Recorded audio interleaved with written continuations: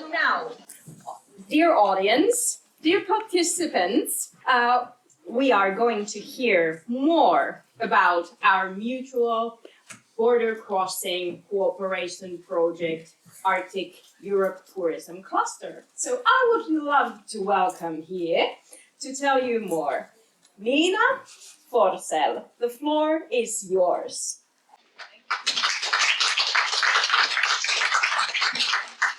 The purpose of my presentation now will be to go through the project structure. What do we have planned? What does it mean? Some of the things will get more content as we go along throughout the project, but at least so that we all have a similar picture now. What is the journey that we're starting to take together in this almost 3 years we have ahead of us? So first of all, like we already introduced the partners in the beginning, so each project, of course, needs to have the driving force, the partner organizations doing the planning, taking the responsibility for the project. And there we have a very good established cooperation between Swedish Lapland Visitors Board, Northern Norway Tourist Board, and Finnish Lapland Tourist Board. We all work, of course, in our own regions, own countries, and we have been the ones communicating to you as companies and destinations within each country, and we are the contact for you there. So there I feel that we are really close already since we've been working all the way since 2015, and actually there was a pre-study before that, so actually starting even earlier. But then, as mentioned in the presentation in the beginning, also the financiers are really important. Interreg Aurora being the main financer of the program. Interreg Aurora is a new Interreg program for lasting which year was it? For a long time ahead. Usually 7 years is the program period. The previous projects were within Interreg Nord, but there they have seen the value of the cross-border work we do within tourism, and actually I have to say that it's been great that already in the program document tourism is highlighted in certain points there, and especially of course sustainable tourism and tourism that takes the local culture very strongly into consideration. But also, as the financing structure goes, we need to have other national financiers.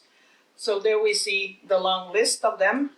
In Finland and Sweden, it's one in each. And since Norway has a little bit of a different structure, not being an EU country, there you have had to do a lot of work with several financiers, and that's why you see several Norwegian names there. But it's really great that all of them have seen the value of this work as well. And then coming to people who will be most closely working in the project. And here I would like to introduce the project team to you. And please, ladies, can you come up on stage?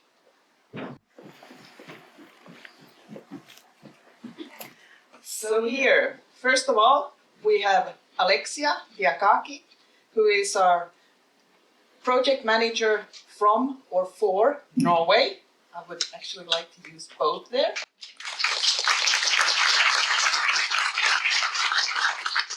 And then we have Marika Tiikkaja from Finnish Lapland, project manager there as well. And Petronella Mudin from Swedish Lapland, project manager. And then we have Maikku Raittimo, project coordinator. And I will have the role of the project director. So actually, we are quite new as a team. We are now complete, and actually I think our newest additions is 2 weeks ago, roughly. Actually, we met face to face this week together with the team. So it's really great to start working with this core team, and also, which is really, really important, is that in our partner organizations, there are a lot of skilled, good people who also do work for the project in different aspects. I'm not going to list all the names, but a good thank you already for the work you have done so far, and wish to do a good cooperation in the future with all of you. Thank you.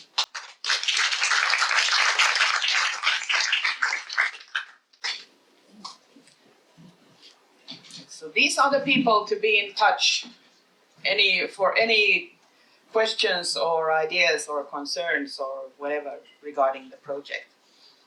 And actually, I think you have been in touch with some of them in some aspects, especially Maikko has been actively informing you about this event and sending you emails for that. So she is a real person. There was actually a good comment in the team that, oh, great to see Maikko. She's not a bot. She's a real person, for sure. Well, a little bit of the path, how we got here. Well, as said, the first Visit Arctic Europe project from 2015 to 2018 was mostly about establishing this whole region of Arctic Europe as one destination. Doing the work together, seeing it ourselves, but also making it visible to the market, making the markets realize that this is one whole destination, a rich variety within it. Then 2018 to 2022, we had Visit Arctic Europe 2, and there we focused a lot on year-round business and how can we develop all the aspects of what we do, especially towards year-round and sustainability and strengthening the quality in the whole area. Of course, as we all know, looking at those years, they were difficult years in the whole world and in tourism as well. So we had to make a lot of changes as we went along, but we did manage to do a lot of good activities and hopefully good results as well. And now we have just started this autumn the Arctic Europe Tourism Cluster Project. And of course, here we want to renew and develop further, and not only thinking about tourism, but also thinking about the society and the customers as a whole. So take a big picture of that. And even though I now mentioned them all, they are all separate individual projects, but they're building on the work that has been done before. So we're trying to be in a learning process and development process in everything we do. Then a couple examples of results still from the previous projects. This was summarized about a year ago when Visit Arctic Europe 2 ended. And there we can see that there was a lot of contacts, a lot of activity, both towards final consumers and tour operators. We did marketing cooperation with several tour operators, a larger number of them in the second project, a little bit smaller number of them in the first one. And what they have reported to us, because we have asked that thanks to the marketing you have done, how many new customers has it generated to the area? So the number there is 149,000 roughly throughout those two projects. There was a lot of marketing, both tactical and image marketing, and both the project money, but also a lot of tour operators who put in their own marketing budget that we could do work with together, and that way strengthen the visibility on the markets. More than 6 million euro during those two project times. The image marketing that was done in the second project reached more than 674 million people. It's a huge number.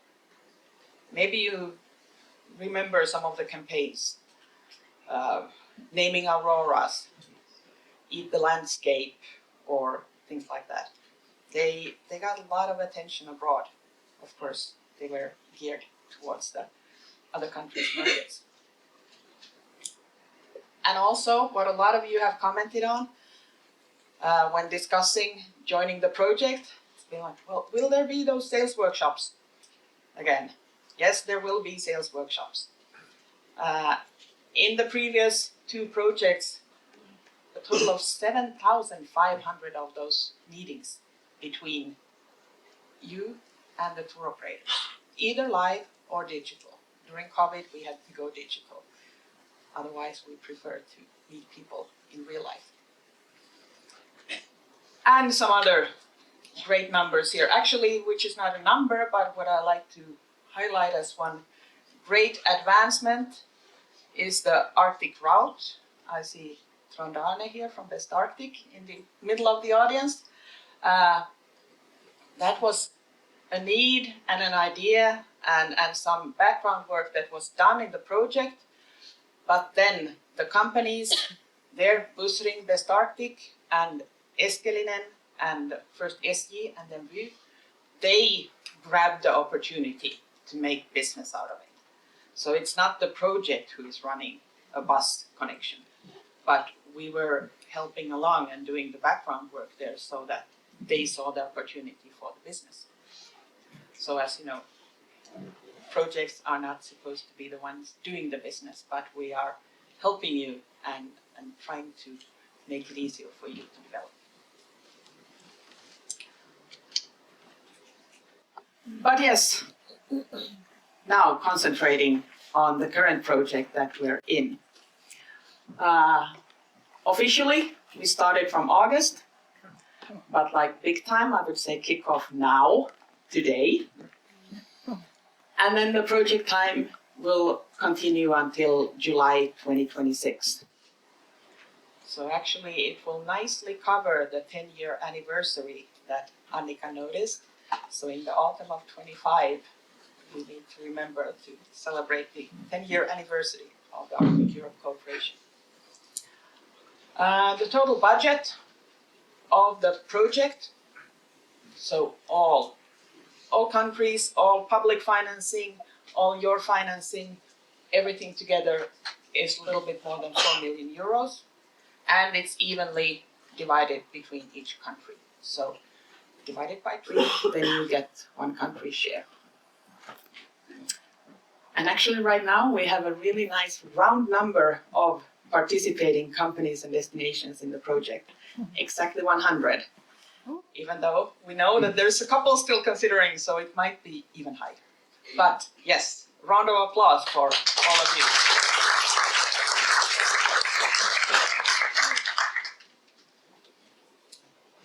But then, let's dig into the content. I will try to walk you through step by step. First on a higher level, the project goal there, yes, it's to build resilience, to renew. And we've all seen the crises that have been shaking the world in the recent years, some for a longer time, some for a shorter time. And I think there's been an awareness that we need to be more prepared for different situations. Also, partly what these events, but also just the development in the world in general, is that the surrounding is changing, and therefore we in the Arctic and in the tourism business need to renew as well. We need to stay up to date. What's happening on the markets, what are demands from the customers, what's happening in the environment, what's the digital possibilities, and so on. A lot of them. And there we want to help you. We will not do the work for you in the company, but we will help you along so that you can do the work better in your company. And what is really important, to not only look purely at the business, but also to look at the society as a whole, wider, and also at the visitors. What is the benefit for all of them? What's the responsibility we have for what kind of work we do, what kind of services we offer, and so on. Well, this might sound like some high-level targets, but how do we get there? What are the things that we will do? We have divided the work into 3 work packages. And here, of course, you see very clearly the topics. There's the Arctic culture and year-round development. By culture, we mean it very widely. So culture includes our everyday life, heritage, the local way of living, but of course also performing arts and that kind of culture. So we think of it on a wide scale. Year-round, what does it mean to each and every one? We might have different seasons, different high seasons, different seasons that need to be developed. And yes, that needs to be established here in the beginning. But still, the target is to prolong the time that we can call good seasons to work on. The ideal picture would be all year round, but not for all. Maybe at the moment it's possible, but hopefully at some moment it will be. And for some it is already, which is great. Then we talk about Arctic sustainability and work from many views around it. Maybe previously a lot of focus has been on the ecological side of it, which is really, really important. But also we want to emphasize even more the social and economical sustainability. So those are strongly included there. And the digital part, the digital innovations. We will probably not come up with the new digital tools or apps or whatever very much. But we will again try to find the information, the knowledge and the ways for you guys to learn about them and test them kind of with a little bit less risk than if only doing it by yourself. So that we try to make it possible for you. Well, then let's go a little bit deeper on these.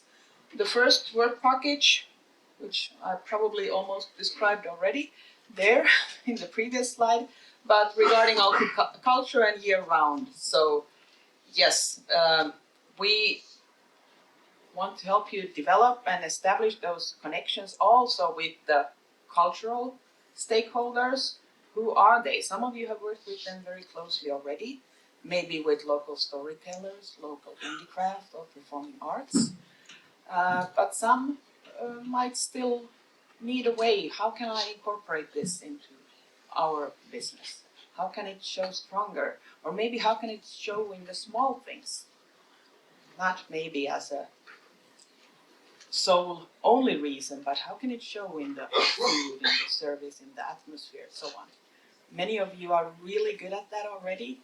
And actually, when reading through the current situation analysis that you responded to our survey, there were some great examples. So I hope we can share them throughout the project. But also very strongly looking at how can we prolong the seasons in product-wise. What kind of product development can we do? Can we maybe get the help from the cultural part for the year-round development? And once products are further developed, how can we make them visible on the markets? Well, introduce them to both tour operators and maybe then in some other activities to final consumers. What are the actual activities in the work package? These are most of them, maybe not every single one because there's quite a few. First of all, strengthening the role of culture. So there, the first thing is identifying the stakeholders there and trying to get you guys together with them and maybe also the tour operators together, looking at how can we incorporate culture even better. Product development, we're planning to have maybe bigger, smaller or both product development events where we can ponder on these issues together and you can actually hands-on, for example, together with potential tour operators, sit and see that, okay, what would be good, what could be sell on or be on demand on the markets, and in that way also kind of commit them to the new products you are developing. We want to highlight global best practices. And actually, yes, we keep our eyes and ears open very much and try to recognize those. But if you have some good tips to share, please let us know also. It's probably mainly inviting them in one or another way to our events or maybe webinars to share and tell them about how they do things. What can we learn there? Then, as mentioned already before you started networking, we want you to be able to visit each other, both in conjunction with events like these, but also we will find other ways, maybe like a little bit of internal fan trips, visiting each other. That's some of the wishes we have heard previously, that it would be great to go and see the companies, what do they do, how do they do things. For example, a husky safari can be made in a lot of different ways. And there might be good reasons why they are made in different reasons. It doesn't mean that one is better than the other, but what can we maybe learn from those? And yes, as I mentioned, sales workshops, definitely. They will be there. The plan is to have 3 sales workshops, so basically once per year during the project, and which goes nicely, 3 years, 3 countries, so we will try to place them, 1 in each country, during the project time.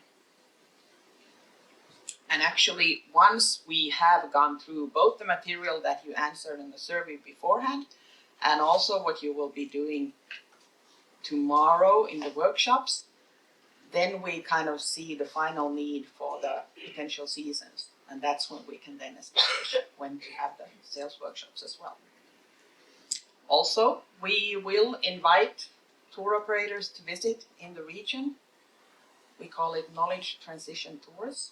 We want to expand their knowledge on the region, make them better aware of what they can offer from here to their customers.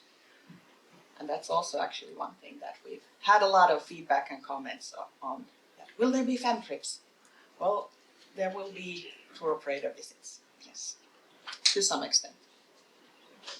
And of course, when talking about a project, cross-border, the whole area, we are not concentrating on just one company or one destination on the trips, but we want to show the possibilities to combine the destinations in the area and the rich variety that we have here. Then the second work package, the Arctic sustainability. Well, first of all, talking about building network, that has a lot to do with the name of the project, Arctic Europe Tourism Cluster. What we mean is that we want to continue cooperating also after the project. Is it an official cluster or not? That we'll see, that we'll find out. But still, we want to be able to do things cross-borderly together. And also, we really want all of you to find those possibilities, to maybe cooperate a couple destinations or some companies or a larger group of companies or destinations. And I know there are a lot of them already. There's some great examples. Actually, now I'm thinking about one that I could mention. It's really great to hear that Kirkenes, or Kirkenes, I guess in Norwegian, and the Lapland North region in Finnish Lapland have really found each other. And for example, Kirkenes is part of the Lapland North DMO in Finland. So if you go on their web pages, they tell about the other area there as well. So we have Hanna Kouri there on the upper row from Lapland North. Great work, good for that. Welcome all others to benchmark on that as well. But yes, also regarding sustainability, now I went 1 page too far. Looking at the society, how does tourism work in our societies? Of course, we have different, smaller, bigger. The role of tourism is smaller, bigger in our different destinations. But how is it perceived from the society? And how does our tourism affect the society? What does it bring? Both good and unfortunately maybe something bad, but if something bad, how can we make it better? Many times it's all just assumptions, so we want to make it more clear that what is the benefit, for example, in terms of jobs and income to an area that tourism can bring, not only to the tourism companies, but to a wider range of other persons and companies as well. And a lot of other things. Here is more detail about the activities in the Arctic Sustainability Work Package. First of all, yes, current situation analysis is going on very strong at the moment. And this workshop tomorrow will be a big part of that. We also want to raise the awareness of increasing resilience towards climate change. We all want to slow down or preferably stop the climate change, but also it's very good to be prepared. That how can we be prepared to, if the climate changes to a certain level, how does it affect our business? So we want to invite researchers, specialists to talk to you about that. A code of conduct called Care for the Arctic we want to establish, both regards of how do we as businesses, how do our guests, and again the surrounding society make sure that the Arctic is here also in the future. I know Swedish Lapland has taken the first steps on that path already and started the work there, but we will continue in it for the whole Arctic Europe region. Well, I already mentioned about the locals' view on tourism and the role of tourism in local societies, that we want to make it easier for you in your destinations to have these discussions and do this development work. We will have networking events like this, roughly once per year, but also then digital smaller events, maybe some live other smaller events as well. Goes according to the needs. And as part of them, we want to bring in experts and good benchmarks and so on to spread the knowledge to all of you so that you can then think that, okay, what does it mean for my business? How can I take this home? And accessibility. It's a smaller part in the project plan this time, but still we want to make or facilitate discussions to maybe establish some new connections or re-establish those that were there before. Once again, we will not be driving the bus or the train or the plane, but try to make those companies who do it aware of the possibilities in the future. And also, like the digital platforms, that how can the customers find the connections better so that they don't need to know if a certain ferry is in a certain municipality or county, but that they could easily find the connection across the borders or even all the way from where they live, and how they can find public transportation in our area. And there actually also the counties, municipalities can have an important role. Also then, even though I said that we will not be the ones designing the apps or the new digital tools, but a community platform is what we're looking for, is to have a place where you could all both find relevant information and share information and knowledge and so on. So that is one of the targets. Which take us very well to the digital part, the digital innovation. We all know that the digital world goes by and develops really, really quickly. Just read recently somewhere that out of the digital marketing we do today, not even half was even possible 5 years ago. And in a way, 5 years ago is not that long ago. You all remember 2018 very well, I'm sure. So the possibilities pop up there, and we need to grab them and take them make them possible for you and at least give you the opportunity to choose, is this good for us or not?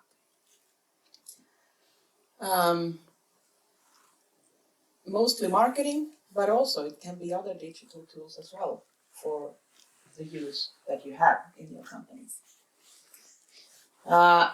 We will also do marketing, concentrate on the digital parts in the project as itself, directly towards consumers, but also together with tour operators.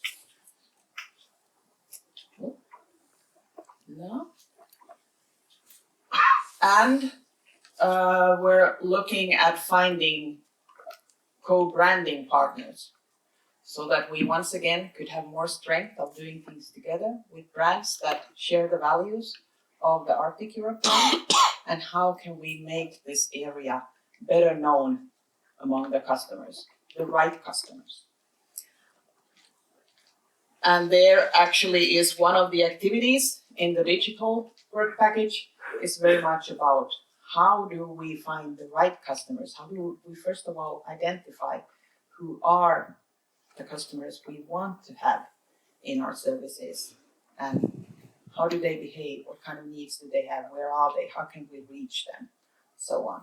So that's the Innovative Future customer model where we will work on those things. And yes, I think I mentioned most of those activities already. Then a little bit long-term perspective. I mentioned earlier about the cluster work. There's a lot of talk about clusters at the moment, which is a good development. So yes, we want to see that would cluster work would be the right way for us to cooperate, or how else can we work together in the future? What do we want to do together? How can we finance it? How can we practically do it? Those are the questions that need to be solved. Project financing is not meant to be ongoing, so it's always for a specific project. So there we can look at possibilities in the future. That is there something we can do without project financing? How can we make sure that the cross-border cooperation develops always further?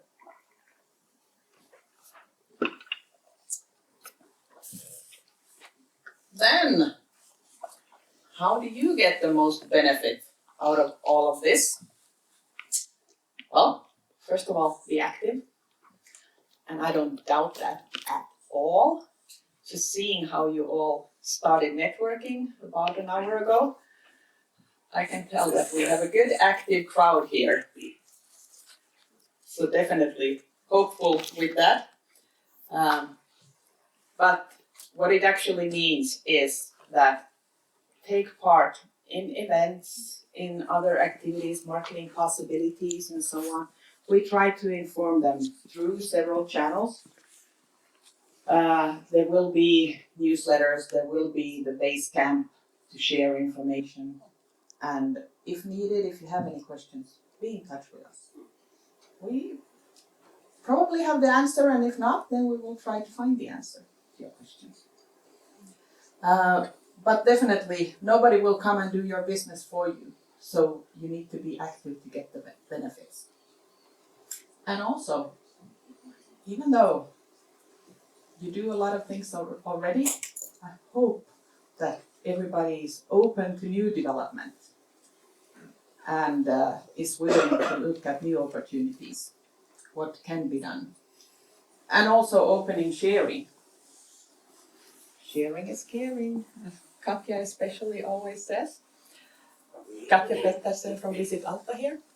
But yes, I think we have much more to win than to lose by sharing and working together in the area.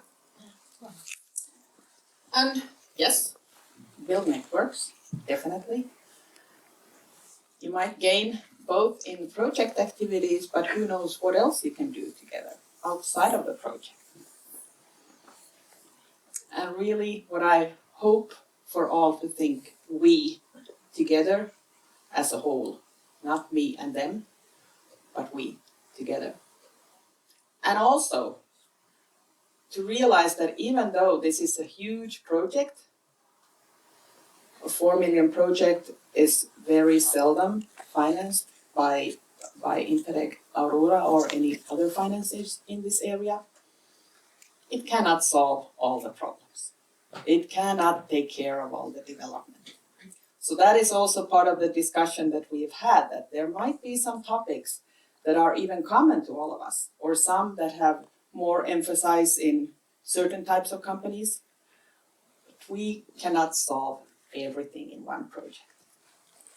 We have a structure, that's the framework that we're financed to do. Those targets we aim to reach, those goals, and do the work, and we really need your input within them. But also remember that there is a wide variety of activities. So I hope everybody finds many of them good for you, valuable. But it might be that there are some activities that you feel that, oh, that's not for me. But it might be good for the neighbor. So that's also good to remember, that they are there for a purpose. But yes, my main message is, let's make the most out of this project work and make it as beneficial to you as possible together. We cannot do it only as partners or in the project team, but we can do a lot together with all of you. And let's have a good journey for the next 3 years together. Thank you.